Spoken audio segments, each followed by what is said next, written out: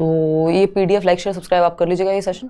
Syllabus एकदम same है, paper 1 paper 2 कोई फर्क नहीं पड़ता। आपको क्वेश्चन आपके सामने आए और आप सॉल्व कर दें, आपको फर्क भी ना पड़े कि पेपर 1 का था कि 2 का था, क्योंकि सिलेबस एकदम सेम है। सिलेबस में कोई रत्ती भर का भी अंतर नहीं है। तो इसने पूछा है, नीचे दिया गया अधिगम कार्य शिक्षार्थियों को भिन्न भिन्न समूहों में करने के लिए दिया गया है। यानी ये एक टास्क है जो लर्नर्स को ग्रुप में, समूह में करने के लिए दिया गया है।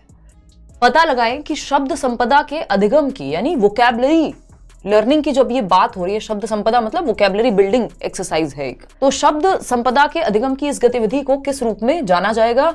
निम्नलिखित शब्दों में से संबंधित शब्द और वाक्यों का पता लगाएं। क्वेश्चन क्या है? बच्चों के लिए जो क्वेश्चन है वो है कि ये जो निम्नलिखित शब्द हैं 3, इनके बीच में क्या संबंध है और वाक्यों का कैसे क्या वाक्य इससे बन सकता है उसका पता लगाना है। हमसे क्या पूछा है? पेडागोजी टीचर से क्या पूछ रहे हैं? हमसे पूछ रहे हैं कि शब्द संपदा के अधिगम की इस गतिविधि को किस रूप में जाना जाएगा। यानी ये जो एक्टिविटी टीचर ने दी है इसको पेडागोजिकल वे में क्या कहेंगे?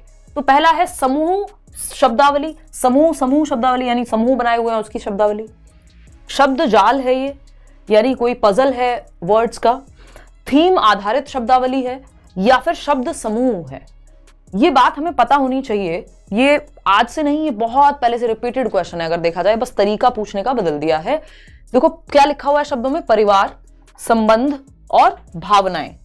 परिवार यानी फैमिली, संबंध कहाँ होते हैं? परिवार में ही होते हैं, रिलेशंस, है ना। और रिलेशंस में भावनाएं होती हैं या नहीं होती हैं? इमोशंस भी होते हैं। तो ये सब एक ही थीम पे आधारित हैं जो कि है परिवार, ठीक है ना। तो ये एक ही थीम पर आधारित हैं। थीम आधारित शब्दावली इसको कहते हैं। यानी थर्ड ऑप्शन, जो कि आप लोग 48% लोग सही जवाब दे भी रहे हैं। इसको इस तरह से भी पूछ लिया जाता था। कई बार क्या करते थे, क्वेश्चन दे देते थे, मान लीजिए स्कूल या विद्यालय कह देंगे हिंदी में, विद्यालय, शामपट यानी ब्लैक बोर्ड, हिंदी और इंग्लिश दोनों में इस टॉपिक से क्वेश्चन, क्योंकि सिलेबस दोनों ही लैंग्वेज का, दोनों ही पेपर का सेम है, ठीक। लैंग्वेज के लिए स्कूल, शामपट और कुछ, मान लीजिए आपको खेल का मैदान ऐसा दे दिया कुछ, या फिर शिक्षक लिख दिया। ये सब क्या है, किससे जुड़े हुए हैं? स्कूल के ही थीम से जुड़े हुए हैं ना। तो बच्चे का जो उस थीम के अराउंड शब्द भंडार है वो विकसित हो जाएगा।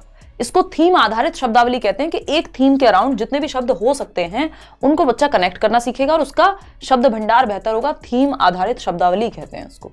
तो ये जो पेडागोजिकल अप्रोच है वो है थीम आधारित शब्दावली। निम्नलिखित में से कौन सा प्राथमिक स्तर पर पुस्तकालय के प्रयोग के बारे में, यानी अब यहाँ पे प्राथमिक लिखा हो कुछ और लिखा हो कोई फर्क नहीं पड़ता यहाँ, क्योंकि ज्यादातर क्वेश्चंस आपके ऐसे सॉल्व हो जाते हैं। रेयर केस के कोई क्वेश्चन होते हैं जिसमें आपको ये देखना भी हो कि ये पेपर 1 में आया था कि पेपर 2 में, है ना। तो निम्नलिखित में से कौन सा प्राथमिक स्तर पर पुस्तकालय के प्रयोग के बारे में सही नहीं है? यानी पुस्तकालय मतलब लाइब्रेरी के, यूज ऑफ लाइब्रेरी के बारे में सही नहीं है।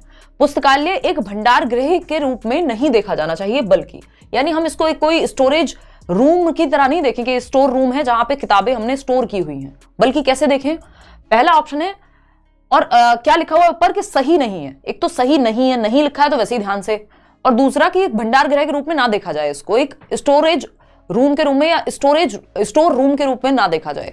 पहला ऑप्शन है, अध्यापक और दूसरे वयस्क भी पुस्तकालयों में आदर्श पठन व्यवहार प्रदर्शित कर सकते हैं। आदर्श पठन क्या होता है? आइडियल टीचिंग कहेंगे इसको एक तरह से, या मॉडल टीचिंग कह देते हैं इंग्लिश में, मॉडल रीडिंग, कि टीचर प्रॉपर सुर लय ताल के साथ पढ़ के दिखाए। अध्यापक या कोई और अडल्ट लाइब्रेरियन या कोई भी हो सकता है, ये आदर्श पठन व्यवहार प्रदर्शित कर सकते हैं लाइब्रेरी में, इसमें कोई दिक्कत नहीं, कर सकते हैं। बच्चे को भी एक सिटिंग कॉर्नर टाइप का बन जाएगा, ठीक है। पुस्तकालय में हमें नेगेटिव चाहिए। पुस्तकालय में पाठ्य पुस्तकों का सस्वर पठन सर्वाधिक उपयुक्त रूप से हो सकता है। यानी जो लाइब्रेरी है सिर्फ वही जो टेक्स्ट बुक्स हैं आपकी, यानी पाठ्य पुस्तक हैं, उनका लाउड रीडिंग या जिसको हम सस्वर पठन कहते हैं, सुर लय ताल के साथ जो पूरा पठन है, चाहे कोई कविता है तो उसको गाकर पूरी उसकी जो राइम है रिदम के साथ, है ना, सुर लय ताल का प्रयोग करके उसका उपयुक्त सबसे बेहतर ये काम सिर्फ पुस्तकालय में होगा। क्यों? बच्चे गार्डन में भी कर सकते हैं, बच्चे घर पे भी कर सकते हैं, क्लासरूम में भी ये काम किया जा सकता है कि टीचर रिसाइट कर रही हो या एक कविता का वाचन कर रही हो, सस्वर पठन करा रही हो। जरूरी थोड़ी सिर्फ लाइब्रेरी में ही होगा ये काम या पुस्तकालय में ही होगा। तो ये ऑप्शन हमें गलत लग रहा है, फिर भी हमें बाकी के दोनों ऑप्शंस पढ़ने पड़ेंगे क्योंकि इससे भी गलत कुछ हो सकता है। थर्ड ऑप्शन है, शिक्षार्थियों को बाल साहित्य की विविध प्रकार की विधाओं को देखने के मौके मिलने चाहिए। यानी बाल साहित्य जिसको हम कहते हैं चिल्ड्रंस लिटरेचर, है ना, बचपन में पढ़ते थे ना। तो अगर हम देखें बाल साहित्य की विविध प्रकार की विधाओं को देखने के मौके मिलने चाहिए कि भाई कोई कहानी है, कोई कविता है या कोई नाटक है, तो ये अलग अलग विधाएं हैं, ठीक है, इसमें कोई दिक्कत नहीं है, वो इस तरह की अलग अलग किताबें हो सकती हैं लाइब्रेरी में। पुस्तकों के साथ संलग्नता के सक्रिय परिवेश के रूप में देखा जाना चाहिए कि बच्चे एक्टिव रहेंगे, ऐसा एनवायरनमेंट मिल गया है लाइब्रेरी, सही बात है। लेकिन गलत क्या है? गलत है सेकेंड ऑप्शन, और जो गलत है वही सही है क्योंकि पूछा ही गलत था। तो B option is the right answer, या 2 सेकेंड जो ऑप्शन है वो आपका गलत है और यही सही है क्योंकि पूछा ही गलत है। साक्षरता अर्जित करने के लिए किसमें निपुणता यानी मास्टरी का होना जरूरी है? साक्षरता मतलब लिटरेसी, कि बच्चा पढ़ना सीख जाए, लिटरेट बन जाए। इसको अर्जित करने के लिए बच्चे में निपुणता किसको लेकर के होनी चाहिए, यानी मास्टरी, किस चीज पे उसकी पकड़ होनी चाहिए एक बच्चे की? पहला ऑप्शन है डिकोडिंग और भाषा अवबोधन। डिकोडिंग क्या है? आप डिकोड कर पा रहे हैं तभी ये पढ़ पा रहे हैं, है ना। साक्षरता का मतलब लिटरेसी होता है, या आपने इसको डिकोड किया अपने ब्रेन में कि स साथ में आ का डंडा, फिर क्षत्रिय वाला, फिर र लिखा हुआ है, त फिर आ की मात्रा, तो साक्षरता है ये आपने अपने ब्रेन में डिकोड किया है। डिकोडिंग और भाषा अवबोधन। अवबोधन क्या है कि साक्षरता का मतलब क्या है, यानी लैंग्वेज कॉम्प्रीहेंशन। बात तो पॉजिटिव लग रही है, फिर भी देखेंगे। कह रहे हैं मास्टरी किसकी? सटीकता और ध्वन्यात्मक बोध। यानी आप अगर साक्षरता यानी पढ़ना सीखना चाह रहे हैं, साक्षर होना चाह रहे हैं कि पढ़ के समझ पाए आप, इसके लिए सटीकता और ध्वन्यात्मक बोध। तो ऐसा जरूरी नहीं है कि आपका प्रोनाउंसिएशन एग्जैक्ट होगा, उच्चारण एकदम सही होगा तभी आप पढ़ के समझ पाएंगे। कई लोगों का उच्चारण भाई अपने क्षेत्रीय प्रभाव के कारण अलग हो सकता है, या एक्यूरेट ना हो, या मानक ना हो, ये हो सकता है। जैसे अगर कोई बिहार से है तो वो सड़क को सड़क बोल सकता है, ये क्या हुआ? ध्वन्यात्मक बोध में गड़बड़ हो सकती है, लेकिन सटीक तो है। ऐसा थोड़ी सड़क को वो हवाई जहाज समझ रहा होगा, सड़क पढ़ के समझ तो सड़क ही रहा होगा, बेशक ध्वन्यात्मक बोध डिफरेंट है। तो यहाँ पे लिटरेसी में ऐसा नहीं है कि ध्वन्यात्मक बोध एकदम एक्यूरेट ही चाहिए, नहीं। ध्वन्यात्मक जागरूकता और प्रवाह, यानी फोनोलॉजिकल अवेयरनेस जिसको हम कहते हैं, कि आप ध्वनि, ये ध व और ये न पे छोटी की मात्रा बनेगी तो इसको ध्वनि कहेंगे। ये ध्वन्यात्मक जागरूकता है कि एक अक्षर से दूसरा एक अक्षर मिलकर के कैसी साउंड क्रिएट करेगा। ठीक है भाई, ये भी सुनने में, लेकिन ये रीडिंग के बारे में है सिर्फ। यहाँ पे हम साक्षरता की बात कर रहे हैं कि आप पढ़ के समझ भी पाएं। दृश्य यानी साइट शब्दावली और प्रतिमानों की पहचान। साइट शब्दावली क्या होती है? साइट वर्ड्स इंग्लिश में भी कहते हैं जिनको आप देखते ही पहचान लेते हैं। जैसे चाहिए, अब ये चाहिए एक साइट वर्ड है जिसका मतलब आप एक बार एक नजर में पहचान लेंगे, है ना। अगर लिखा हुआ है में घर, तो इनका मतलब आप एक नजर पढ़ते ही पहचान लेते हैं। इनको इसलिए साइट वर्ड या दृश्य सामग्री कहा जाता है क्योंकि एक नजर में, एक दृश्य में ही आप इनका मतलब समझ जाते हैं। ठीक, तो ये भी सही नहीं है। सबसे बेहतर है डिकोडिंग और भाषा अवबोधन। अगर आपको साक्षरता अर्जित करनी है, आपको लिटरेसी अर्जित करनी है, यानी आप पढ़ के समझ पाए, तो एक तो आपको चाहिए डिकोडिंग, कि जो लिखा हुआ है वो आप पढ़ के डिकोड कर पा रहे हैं कि इसको ऐसे पढ़ा जाएगा, या और दूसरी चीज क्या है? भाषा अवबोधन, जिसको लैंग्वेज कॉम्प्रीहेंशन कहते हैं, कि पढ़ के आप समझ भी पाए कि ये कहना क्या चाहता है क्वेश्चन। एक तो डिकोडिंग के साक्षरता लिखा हुआ है, ये आप पढ़ पाए डिकोडिंग करने की वजह से, और इस साक्षरता का मतलब या इस क्वेश्चन का मतलब, एक तो आपने क्वेश्चन पढ़ने में जो चीज लगाई वो है डिकोडिंग। भाषा अवबोधन क्या है? आप पढ़ के समझ पाए, ये लैंग्वेज कॉम्प्रीहेंशन है। इन दोनों के बिना साक्षरता अर्जित नहीं की जा सकती। चाहे आप कितना भी एक्यूरेट पढ़ रहे हो, मतलब समझ नहीं आएगा तो कोई मतलब नहीं है उस चीज का, अर्थ निर्माण ही नहीं होगा तो कोई फायदा नहीं है। तो first option is the right answer. Question number 4 देखिएगा। क्वेश्चन नंबर 4 कहता है राष्ट्रीय पाठ्यचर्या की रूपरेखा द्वारा रेखांकित दक्षताओं को प्राप्त करने में प्रत्येक बच्चे की प्रतिभागिता को समर्थन देने वाले समावेशी, स्वागतीय और आनंददायी परिवेश सर्वाधिक उपयुक्त तरीके से कैसे सृजित किया जा सकता है।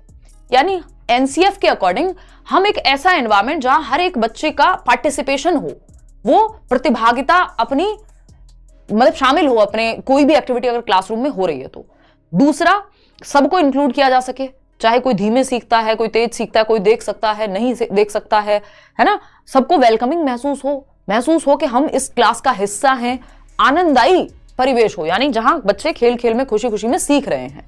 तो ऐसा परिवेश किस तरह से सृजित किया जा सकता है, निर्मित कैसे किया जा सकता है, बनाया कैसे जा सकता है, पहला क्वेश्चन। अब इसमें बस एनसीएफ का जिक्र किया गया है, आपको बच्चे की भलाई ही देखनी है, कोई फर्क नहीं पड़ता है एनसीएफ लिखा होता नहीं लिखा होता, जवाब वही रहता है ना।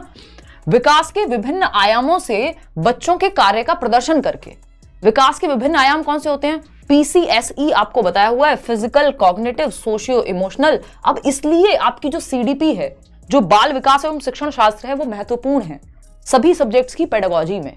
आपको पता है विकास के विभिन्न आयाम हैं, यानी आपका शारीरिक विकास, आपका मानसिक विकास, आपका सामाजिक व सामवेगिक यानी भावनात्मक विकास। तो बच्चे के विकास के सभी आयामों को यदि हम जोड़ करके ऐसे काम करने को देंगे उनमें जिसमें सारे आयाम जुड़ पा रहे हैं, जैसे जब वो कविता का वाचन कर रहे हैं एक तरह से, या कविता को सुर लय ताल के साथ गा रहे हैं मान लो, तो फिजिकल एक्टिविटी भी हो रही है ना। एक मछली पानी में गई है ना, छपैक, तो वो क्या है, मतलब फिजिकल एक्टिविटी भी कर रहे हैं, तो शरीर भी उनका इन्वॉल्व है, शारीरिक विकास भी, फिर उनको वो एंजॉय भी कर रहे हैं तो उनके इमोशंस भी इन्वॉल्व हैं। ग्रुप में कविता को एक साथ पढ़ रहे हैं या गा रहे हैं तो सामाजिक विकास भी इन्वॉल्व है और मानसिक विकास भी इन्वॉल्व है, क्योंकि वो भाषा भी सीख रहे हैं। तो ये सभी पहलू विकास के एक साथ इंक्लूड हो गए, और यही एनसीएफ भी चाहता है या कोई भी डॉक्यूमेंट चाहेगा, ठीक है ना। रंगीन आकर्षक परिवेश के लिए कक्षा कक्ष की सजावट करके, देखो सजावट कितनी भी कर लो, यदि बच्चा इंक्लूडेड या उसको मजा नहीं आएगा क्लासरूम में, वो सिर्फ सजावट से नहीं आएगा, उसको पार्टिसिपेटेड फील करके आएगा, यानी प्रतिभागिता, कि उसको लगे कि मैं भी क्लास का हिस्सा हूं, ठीक है ना। तो ये बात उतनी बेहतर नहीं है। सबसे ज्यादा एक्टिव बच्चा, सबसे ज्यादा सक्रिय जिस ऑप्शन में हो वही ऑप्शन बेस्ट है, जो हमें अभी तक पहला लग रहा है। बाकी ये तीनों चेक करेंगे, देखते हैं। तपती हुई धूप में बाह्य गतिविधियों को न करके और आंतरिक गतिविधियों का आयोजन करके, यानी धूप में या गर्मी के मौसम में आप आउटडोर एक्टिविटीज मत कराइए, क्या कराइए, इंडोर एक्टिविटीज कराइए। तो ये कोई सेंस नहीं बना रहा कि मतलब इंडोर हो एक्टिविटी चाहे आउटडोर हो, बच्चे को तो हमें आनंद की प्राप्ति हो, उसको वेलकमिंग लगे, स्वागतीय लगे, समावेशन लगे कि मैं भी क्लास में मैटर करता हूं या पार्टिसिपेट कर रहा हूं मैं भी। तो ये तो गड़बड़ है।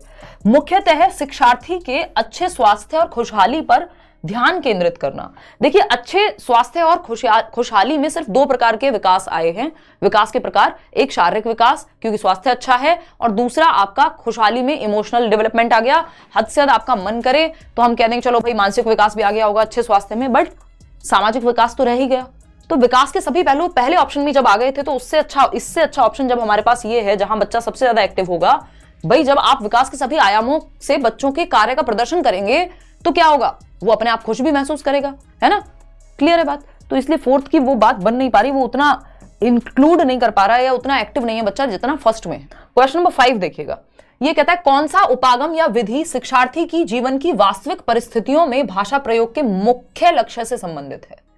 शिक्षार्थी की जीवन की वास्तविक परिस्थितियों में यानी रियल लाइफ में भाषा प्रयोग यानी लैंग्वेज का यूज उसकी रियल लाइफ में कहां पे सबसे ज्यादा आएगा, कौन सी भाषा के मेथड में आएगा। प्रत्यक्ष विधि यानी डायरेक्ट मेथड में रियल लाइफ में वो यूज करता है डायरेक्ट मेथड को, या फिर श्रव्य भाषिक विधि, प्राकृतिक उपागम या संप्रेषणात्मक उपागम। कौन सा उपागम यानी विधि या मेथड शिक्षार्थी की जीवन की वास्तविक परिस्थितियों में भाषा प्रयोग के मुख्य लक्ष्य से संबंधित है। वास्तविक परिस्थितियों में आपको पता है डायरेक्ट मेथड या प्रत्यक्ष विधि जो है ये कोई वास्तविक जीवन की परिस्थितियों में भाषा प्रयोग से बहुत ज्यादा संबंधित ना होकर के ये आपकी जो टारगेट लैंग्वेज है, जो लक्ष्य भाषा है, जो स्कूल में जिस मीडियम में मान लो पढ़ाया जा रहा है उसी मीडियम में आपको वही भाषा यूज करनी पड़ेगी। यानी इंग्लिश मीडियम स्कूल यदि है तो बच्चा सिर्फ इंग्लिश में बात करेगा, ये है प्रत्यक्ष विधि, ठीक है ना। ये वास्तविक परिस्थितियों में भाषा प्रयोग के मुख्य लक्ष्य से संबंधित नहीं है, मजबूरी है एक तरह की। यहां मातृभाषा का प्रयोग वर्जित है, यानी मदर टंग का यूज नहीं करेगा बच्चा, है ना। सिर्फ और सिर्फ संप्रेषणात्मक उपागम है यहां पर, जिसको कम्युनिकेटिव लैंग्वेज टीचिंग कह देते हैं या कम्युनिकेशन अप्रोच कहेंगे, कम्युनिकेटिव अप्रोच कहेंगे इंग्लिश में। मैं इंग्लिश में इसलिए बता रही हूं क्योंकि ये सारे क्वेश्चंस इंग्लिश पेडागोजी से ही उठा लिए इन्होंने सीधे के सीधे, बस ट्रांसलेट कर दिए हैं, तो इसलिए थोड़ा सा आपको पता होना चाहिए। तो अगर हम यहां देखें तो एक सिंपल सी बात है कि संप्रेषणात्मक उपागम यानी संप्रेषण करके, संप्रेषण कहां होगा, कम्युनिकेशन कहां होती है, रियल लाइफ में। तो वास्तविक जीवन में यानी बच्चा जब बातचीत कर रहा है, चाहे वो सब्जी लेने गया हो, चाहे वो कहीं भी, वो रियल जेन्युइन कन्वर्सेशन है वहां पे, यानी संप्रेषण है, बातचीत है जो वास्तविक जीवन में हो रही है। प्रत्यक्ष विधि में जरूरी नहीं है कोई वास्तविक जीवन के ही सारे हिस्से हो, ये सिर्फ स्कूल तक सीमित है अगर देखा जाए तो, कि आप पढ़ा रहे हैं उसी माध्यम में जिस माध्यम में आपको भाषा सिखानी है जो भी, ठीक है ना। श्रव्य भाषिक विधि का यहां बनता ही नहीं है क्योंकि ऑडियो लिंगुअल मेथड है कि आपने कुछ टर्म्स, इसको आरबी मेथड भी कह देते हैं, कि आपने कुछ टर्म्स याद कर लिए किसी दूसरी भाषा के और उनसे ही आप अपना काम चला रहे हैं, यस सर नो सर करके। प्राकृतिक उपागम, अब नेचुरल मेथड में हम ये कहते हैं कि पढ़ना लिखना भी सिखाएंगे, जो LSRW होती है, जो स्किल्स हैं, जो भाषा कौशल है, सुबो पाली, सुनना बोलना पढ़ना लिखना, ये एक प्राकृतिक क्रम में सिखाएंगे। जो वास्तविक जीवन से जुड़ा हुआ है वो सिर्फ डी ऑप्शन है। ऐसा नहीं है कि प्रत्यक्ष विधि नहीं होती है यूज, लेकिन वो स्कूल तक ज्यादा सीमित है, तो जब भी कुछ कीवर्ड्स हैं, जब वास्तविक परिस्थितियों की बात आ जाए, वास्तविक परिस्थितियों में भाषा प्रयोग, तो भाई संप्रेषणात्मक उपागम से बेहतर कुछ और नहीं हो सकता। ये नहीं होता तो एक बार को हम प्रत्यक्ष विधि का भी सहारा ले सकते थे।